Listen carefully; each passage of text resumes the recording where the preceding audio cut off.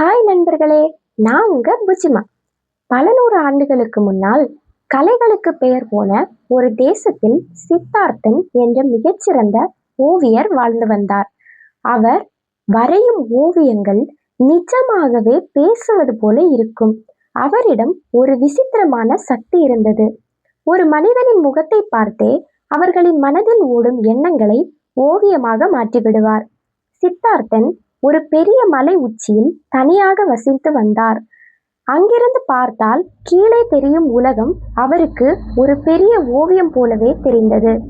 ஒரு நாள் அந்த நாட்டு அரசன் சித்தார்த்தனை அழைத்து, அமைதி, கோபம் மற்றும் அன்பு இந்த மூன்றையும் பிரதிபலிக்கும் 3 பெரிய ஓவியங்களை எனக்காக வரைந்து கொடு என்று கட்டளையிட்டார். இதற்காக சித்தார்த்தன் ஊர் ஊராக பயணம் செய்ய தொடங்கினார். முதலில் அமைதி என்ற உணர்வை ஓவியமாக வரைய ஒரு மனிதரை தேடினார். ஒரு ஆற்றின் ஓரத்தில் தவம் செய்து கொண்டிருந்த ஒரு முதியவரை பார்த்தார். அவர் முகம் மிகவும் அமைதியாக இருந்தது. சித்தார்த்தன் அவரை ஓவியமாக வரைந்தார். அந்த ஓவியத்தை பார்த்தாலே பார்க்கும் மனிதர்களுக்கும் ஒரு நிம்மதி கிடைத்தது. ஆனால் சித்தார்த்தன் யோசித்தார், வெளிப்புற அமைதி மட்டும் போதுமா? சூழ்நிலை மாறினால் இந்த அமைதி நிலைக்குமா என்று அவருக்குள் ஒரு சந்தேகம் எழுந்தது. அடுத்து கோபம். அந்த வார்த்தையின் உணர்வை வரைய ஒருவரை தேடினார். அப்போது ஒரு போர்க்களத்தில் வீரர்களை ஆக்ரோஷமாக ஏவி விட்டு கொண்டிருந்த ஒரு தளபதியை பார்த்தார். அவன் கண்கள் வெந்து முகம் விகாரமாக இருந்தது. அவனையும் ஓவியமாக தீட்டினார். இறுதியாக அன்பு என்ற உணர்வை வரைய வேண்டும். இதற்கு ஒரு தாயையும் குழந்தையையும் அவர் வரைந்தார். அந்த ஓவியம் பார்ப்பவர் கண்களில் கண்ணீரை வரவழைக்கும் அளவிற்கு உருக்கமாக இருந்தது. அந்த 3 ஓவியங்களையும் அரசனிடம் ஒப்படைத்தார். அரசன் வியந்து பாராட்டினார். ஆண்டுகள் பல கடந்தன. சித்தார்த்தன் இப்போது வயதாகிவிட்டார். ஒரு நாள் அவர் தான் வரைந்த அந்த பழைய ஓவியங்களை பார்த்தார். அவருக்கு ஏனோ அதில் திருப்தி ஏற்படவில்லை.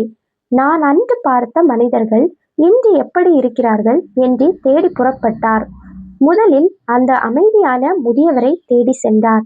அவர் இப்போது ஒரு பெரிய மடத்தின் தலைவராக இருந்தார். ஆனால் அவரது சீடர்கள் தவறு செய்தபோது அவர் மிகுந்த கோபத்தில் கத்திக் கொண்டிருந்தார். சித்தார்த்தன் அதிர்ந்து போனார். அமைதி எங்கே போனது என்று கேட்டார். அந்த முதியவர் சொன்னார், அன்று எனக்கு தொந்தரவு செய்ய யாரும் இல்லை, அதனால் அமைதியாக இருந்தேன். இன்று 1000 பொறுப்புகள், அதனால் அமைதியை இழந்துவிட்டேன். சித்தார்த்தன் உணர்ந்தார், சூழ்நிலையை சார்ந்த அமைதி உண்மையானது அல்ல. அடுத்து அந்த கோபக்கார தளபதியை தேடினார். அவன் போரில் தோற்று தனது நாட்டையும் குடும்பத்தையும் இழந்து ஒரு அனாதையாக தெருவில் அமர்ந்திருந்தான். இப்போது அவன் முகத்தில் கோபம் இல்லை, மாறாக அளவற்ற சோகம் மற்றும் பயம் இருந்தது. உன் வீரமும் கோபமும் எங்கே என்று கேட்டார் சித்தார்த்தன். அவன் சொன்னான், பயம் வரும்போது கோபம் மறைந்து விடுகிறது ஐயா. அன்று நான் அதிகாரத்தில் இருந்தேன், இன்று நான் ஒன்றுமில்லாதவன். கோபம் என்பதும் ஒரு நிரந்தரமற்ற முகமூடி என்பதை சித்தார்த்தன் புரிந்து கொண்டார். கடைசியாக அந்த அன்பான தாயை தேடி சென்றார். அவள் முதுமை அடைந்து தனது மகளால் கைவிடப்பட்டு ஒரு முதியோர் இல்லத்தில் இருந்தாள்.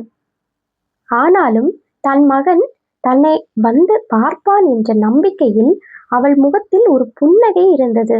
அம்மா, உன் மகன் உன்னை கைவிட்ட பிறகும் எப்படி உன்னால் அன்பு காட்ட முடிகிறது என்று கேட்டார். அவள் சொன்னாள், அவன் என்னை வெறுத்தாலும் எனக்கு அவன் என் குழந்தைதான்.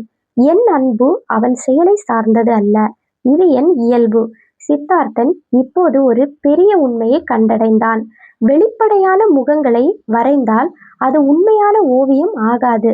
ஒரு மனிதனின் மனநிலை மாறும்போது அவனது முகமும் மாறிவிடுகிறது என்று நினைத்தார். அவர் மீண்டும் தனது மலை உச்சிக்கு சென்றார். இப்போது ஒரு புதிய முயற்சியை தொடங்கினார். ஒரே ஒரு மனிதனை வைத்து இந்த 3 உணர்வுகளையும் ஒரே ஓவியத்தில் கொண்டு வர வேண்டும் என்று முடிவு செய்தார். இதற்காக அவர் ஒரு சாதாரண மனிதனை தேர்ந்தெடுத்தார். அவன் ஒரு கூலி தொழிலாளி. அவனிடம் சொன்னார், உன் வாழ்க்கையில் நடந்த மிக சந்தோஷமான, மிக வருத்தமான மற்றும் மிக கோபமான தருணங்களை நினைத்துக்கொள். அவன் ஒவ்வொன்றையும் நினைக்கும் போது அவனது முகத்தில் ஏற்படும் மாற்றங்களை சித்தார்த்தன் மிக நுணுக்கமாக கவனித்தார். ஒரு மனிதனுக்குள் எத்தனை முகங்கள் ஒளிந்து கிடக்கின்றன என்பதை அவர் வியப்போடு பார்த்தார். சித்தார்த்தன் ஒரு பெரிய கண்ணாடியை அந்த மனிதன் முன்னால் வைத்தார். இதில் உன் முகத்தை பார், உனக்கு எது பிடிக்கிறது என்று கேட்டார். அந்த மனிதன் சொன்னான், நான் கோபப்படும் போது என் முகமே எனக்கு பிடிக்கவில்லை ஐயா, அது பயமாக இருக்கிறது. நான் அமைதியாக இருக்கும்போது என் முகம் அழகாக இருக்கிறது. ஆனால் அந்த அமைதி நிலைப்பதில்லை என்றான் அந்த தொழிலாளி. சித்தார்த்தன் அவனுக்கு ஒரு பெரிய பாடம் சொன்னார். தம்பி, இந்த கண்ணாடி வெறும் உன் உடலை காட்டுகிறது, ஆனால் உன் மனம் ஒரு மாயக் கண்ணாடி. நீ உலகத்தை எப்படி பார்க்கிறாயோ உலகம் உனக்கு அப்படித்தான் தெரியும். நீ அன்போடு பார்த்தால் எதிரியும் நண்பனாக தெரிவான். நீ சந்தேகத்தோடு பார்த்தால் நிழலும் கூட திருடனாக தெரியும். சித்தார்த்தன் அந்த 3 ஓவியங்களையும் அழித்துவிட்டு ஒரே ஒரு ஓவியத்தை வரைந்தான். அதில் ஒரு மனிதன் ஒரு கண்ணாடியை பார்த்து கொண்டிருப்பது போலவும், அந்த கண்ணாடியில் அவன் முகம் இல்லாமல் ஒரு அழகான பூந்தோட்டம் இருப்பது போலவும் வரைந்தான். உன் மனம் சுத்தமாக இருந்தால் நீ பார்க்கும் இடமெல்லாம் பூந்தோட்டமாக தெரியும் என்பதுதான் அந்த ஓவியத்தின் செய்தி. இந்த ஓவியத்தை அரசனிடம் கொண்டு சென்றார். அரசன் குழப்பமடைந்து, இதில் முகம் இல்லையே என்றார். சித்தார்த்தன் சொன்னார், அரசே, முகங்கள் மாறிக்கொண்டே இருக்கும். ஆனால் ஒரு மனிதனின் எண்ணம் மாறாமல் இருந்தால் அவனது உலகம் மாறாமல் இருக்கும். அமைதி என்பதும் அன்பு என்பதும் வெளியில் தேடும் விஷயங்கள் அல்ல, அவை நமக்குள் வளர்க்க வேண்டிய பண்புகள். அரசன் அந்த ஓவியத்தின் ஆழமான பொருளை புரிந்து கொண்டார். அவர் தனது அரண்மனை முழுவதும் கண்ணாடிகளை வைப்பதற்காக மக்களின் மனதை செம்மைப்படுத்தும் கல்வி கூடங்களை உருவாக்கினார். சித்தார்த்தன் தனது இறுதி நாட்களில் ஒரு அமைதியான வாழ்க்கையை வாழ்ந்தார். அவர் இனி ஓவியங்கள் வரையவில்லை, ஏனென்றால் அவர் வாழும் வாழ்க்கையே ஒரு அழகான ஓவியமாக மாறிவிட்டிருந்தது. இந்த கதை இன்று நமக்கு பொருந்தும். நாம் தினமும் எத்தனையோ மனிதர்களை சந்திக்கிறோம். யாராவது ஒருவர் நம்மிடம் கோபமாக பேசினால் நாமும் கோபப்படுகிறோம். யாராவது சிரித்தால் நாமும் சிரிக்கிறோம். அதாவது நம்முடைய மகிழ்ச்சியை அடுத்தவர்களிடம் கையில் கொடுத்து வைத்திருக்கிறோம். அவர்கள் சுவிட்ச் போட்டால் நாம சிரிக்கிறோம், அவர்கள் திட்டினால் நாம் அழுகிறோம். இது எவ்வளவு பெரிய அடிமைத்தனம்! மாணிக்கம் தாத்தா சொன்னது போலவோ, வேலன் தாத்தா சொன்னது போலவோ, எல்லாமே நம்மை திருத்திக் கொள்வதில்தான் இருக்கிறது.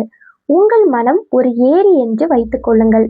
அதில் கற்களை எறிந்தால் அலைகள் வரும். ஆனால் ஆழமான அமைதி இருந்தால் எதுவும் உங்களை அசைக்க முடியாது. இன்று நீங்கள் ஒரு உறுதிமொழி எடுத்துக்கொள்ளுங்கள். இன்று என் அருகில் இருப்பவர்கள் எப்படி இருந்தாலும் நான் என் நிம்மதியை இழக்க மாட்டேன். நான் அன்பை மட்டுமே பிரதிபலிப்பேன் என்று சொல்லி பாருங்கள். உலகம் என்பது ஒரு எதிரொலி போன்றது. நீங்கள் எதை கொடுக்கிறீர்களோ அதுவே உங்களிடம் திரும்ப வரும். அன்பை கொடுங்கள், பேரன்பு உங்களை தேடி வரும். இந்த ஸ்டோரி உங்க எல்லாருக்கும் பிடிச்சிருக்கும்னு நம்புறேன். பிடிச்சிருந்துச்சுன்னா கண்டிப்பா சேனலை சப்ஸ்கிரைப் பண்ணி வச்சுக்கோங்க. உங்களுக்கு பிடிச்சவங்களுக்கு இதை ஷேர் பண்ணி விடுங்க. கண்டிப்பா சேனலை சப்ஸ்கிரைப் பண்ணி வச்சுக்கோங்க ஃப்ரெண்ட்ஸ். அடுத்தடுத்த பார்ட் அப்பதான் நான் போடுறது எல்லாமே உங்களுக்கு நோட்டிஃபிகேஷனாக வரும். Bye friends.